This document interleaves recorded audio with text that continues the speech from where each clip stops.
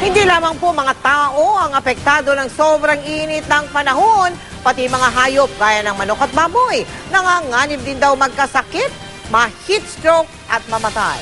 Kaya ang ilan nag-aalaga doble ang pag-iingat. Yung ibang manok, de-aircon na ang kulungan.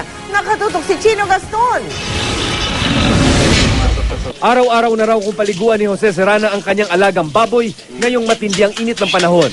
Tinitiyak din daw niyang lagi itong may sapat na inumin.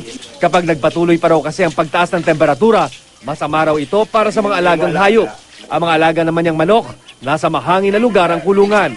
Pero dahil sa init, hindi raw maiwasan na mamatay ang ilan dahil mabilis daw magkasakit. Pag mainit siya, humihingal siya. Halos, lalong ito at mababa ang bubong.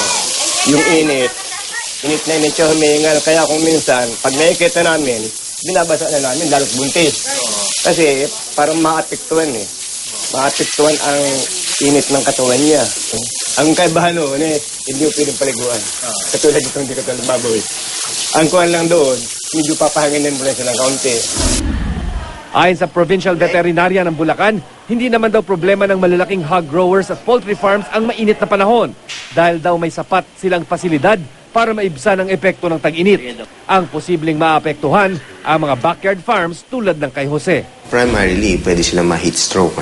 Kung hindi sufficient yung water supply, pwede naman pwede mag-cause ng mga heat strokes yan. Pwede mag-elevate ng mga pneumonia cases din. Para hindi ma-heat stroke, dapat may sapat na ventilation ang kulungan ng mga manok at baboy. Dapat ding may malinis silang tubig inumin anumang oras. Swerte nga raw mga taga-Bulacan dahil kahit tumitindi na ang init, puno pa rin ang tubig ang mga ilog at mga irrigation canal. Dito kasi umaasa ang mga magsasaka gaya ni Mario Jesmundo na nagtatanim ng pakwan tuwing tag-init. Palagay ko baka hindi natin mapakinabangan ng pakwan pagka wala tayong makukuha ng tubig. Kasi ang pakwan oras na hindi mo nadilig natutuyo ang baging Kasi yun lang ang kumukuha ng suporte. Ito ba pangkaraniwang level ng tubig dito na madaming tubig talaga palagi? Nung nakaraang araw mas laki pa riyan. Kaya ngayon lang medyo kumati ng konti. Medyo nagharang doon sa taas para kumukuha yung iba. Noong dekada 70 pa raw nakaranas ng pinakamatinding tag-init, sina Mario at Felix kung kailan kahit mga balon ay natuyo at hindi makabuhay ng pananim.